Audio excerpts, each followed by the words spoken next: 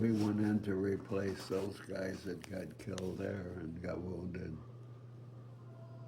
And we lived in the mud there for about 3, 4 weeks.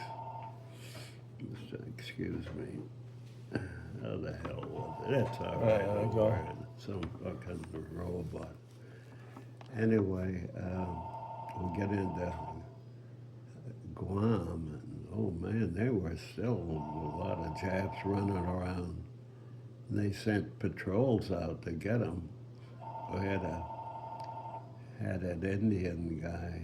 He was 100. He was a American Indian. American Indian, yeah. He went on trails. He never brought the Japs back. One-way trip. Oh man. So that was Guam, and we had to set up a base. The Seabees came in and built our tents.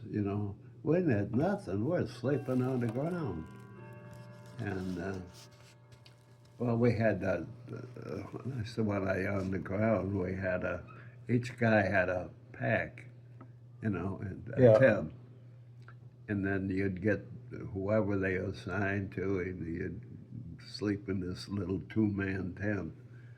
But I'm telling you, Guam, that was a rainy season. Man, what a place. So then, anyway, when time goes on, all of a sudden, wow, did they start to put us to, oh man, 14-mile hike with a full pack and hotter than hell, rifle, everything, ammo, full pack. And I'm telling you, my job was to stay with them, of course, and hand out salt pills if a guy went down. Some of those guys, they just couldn't take that.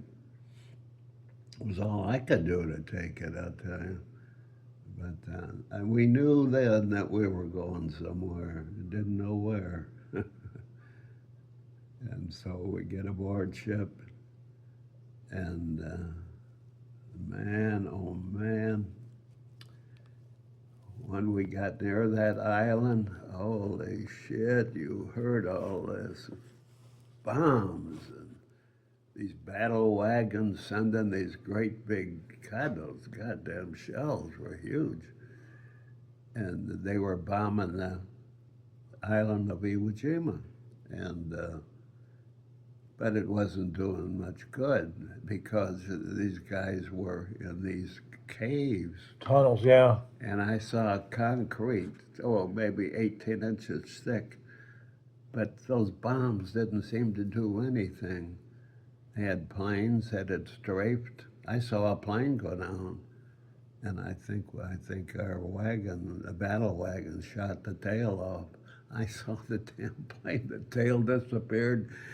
Oh my God, the guy, he parachuted out, but I could think, oh God, he's going right down into the enemy lines.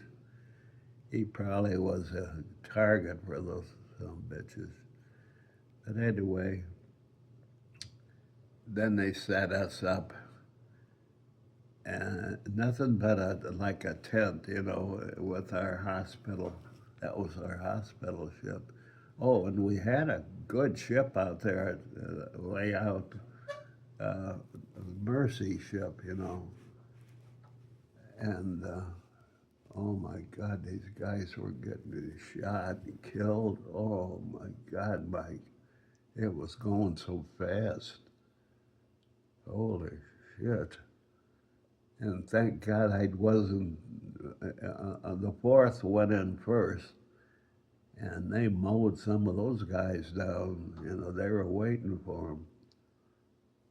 But the way they really got them out of those caves, they wrote a story about this guy. He was in my third division, Wally something or other, gave him the Congressional Medal of Honor. I watched him. He, on his belly, he'd crawl up, and he had to go within about 40 feet, because that backtack thing would only flame about 35 to 40 feet, and that was it. And boy, Oh, you mean a flamethrower? a flamethrower. Oh my God! You should have seen some of those Japs that came through our camp there. Oh, I should. Oh, their faces were just blistered. Oh man! And every one of them that came through, they were saying some kind of probably a prayer. I don't know, and I don't know how many lived, but they sent them out to the Mercy ship. But our job was to get these guys as they came in, do what we could to help them, bandage them up. So you were a medic? Yeah, yeah. Yeah, they lost about 750, I think it was, surgeons and corpsmen. Oh yeah, that figure was at the Marine Museum. You know, when I went on the honor flight, and I often wondered how many corpsmen got killed there, and it was about 750. And would you believe there were 20,000, not hundreds, 27,000 men wounded, and 7,000 more got killed. 27,000. It's on a, you can get it on a smartphone, pick it up. Holy shit. I'm telling you, they were going down so fast I couldn't believe it. But anyway, they would come into our little base there, and invariably they'd want us to give them a shot of morphine. We had little tubes that were about the size of my finger, and nothing on them, just like a lead. Remember the old lead toothpaste tube? Yeah, yeah. And that was, you just take that cap off and puncture a hole and give them a shot. Oh, some of those guys that came through, oh, Jesus. I tell you, the one that really got to me, I'm telling you. And I mean, guys were coming through with parts of their legs and arms off. One guy, the doctor set him aside and he was dying. He had parts of both legs off and parts of both arms. He must have stepped on one of those friggin' landmines there, and his head looked like a pumpkin.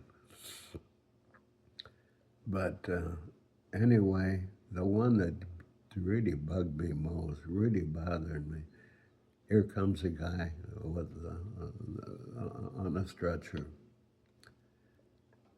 and he had a blanket over him. I thought, geez, what's this? And he said he wanted to take a leak and he wanted another shot of morphine. And Jesus, they take that blanket off of him and both of his hands were gone, right at the wrist. I mean, Jesus. And our doctor it affected him too, because he said, you guys, don't give those Japs any more morphine. We may be running low. Shit, we had plenty of it, but he just says, don't get them out of here. But this guy, he was a young kid too. And all I could think of was sending him home to his folks. Look, Mom, I'm home. Oh, Jesus. Well, anyway, gave him a shot, and the doctor had a can over there, and he'd take his dick out and squeeze off his penis and let him pee. Man, did he pee. gave him his shot and put him on a stretcher, and then we'd carry him down to the water's edge. And there was a landing craft there. You know, we could put about 15, 20 guys on it and send these wounded guys out to the mercy ship, you know, yeah. And, but man, I thought, how could this be? It was just unbelievable. And I tell you, I couldn't believe that I was even going to get out of there. That shit flying around, either if you got hit, you got hit. You know, that was it. But, anyway, I was thankful I got home. As we went over the side of the ship, oh, I'm telling you, when we got there first, and all this shit was going off, the howitzers, you know, oh my God almighty. These battle wagons pumping that stuff in. Everybody shooting, but oh my God almighty. And we're next to go in. And they had this rope ladder going down, and it was a long way down that rope ladder. And you got your backpack on, you got your roll, you got your rifle, you got your ammo, your helmet. And I'll tell you, if you slipped off of that, you wouldn't have a chance. Well, the only one I saw like this was this one kid. When I was just it was my turn to go over the side, and he was laying on the deck, and he was crying like a baby, and he's curled up in a fetal position. He says, "I can't do it. I can't do it." The poor guy. A lot of other guys, I think, felt the same way, but to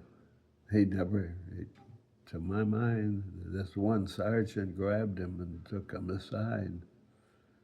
He probably gave him I think you got a dishonorable discharge, you know, if you did that. Because when you go in, you sign, you know, you're really signing. Yeah. This is it. But you get killed, that's it.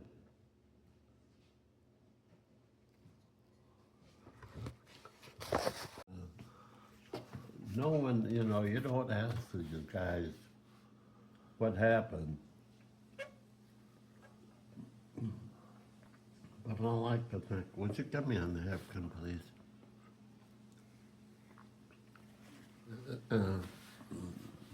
This guy with his hands off, I could only think that he had a hand grenade. Oh. And he held it too long. You know, you were supposed, I forget, I think it was 6 or 7, and get rid of it. Oh. But we didn't see any other part of his body that was, you know, that any evidence. But I can only imagine he had that damn thing and was ready to throw it. He probably pulled the pin and he held it too long.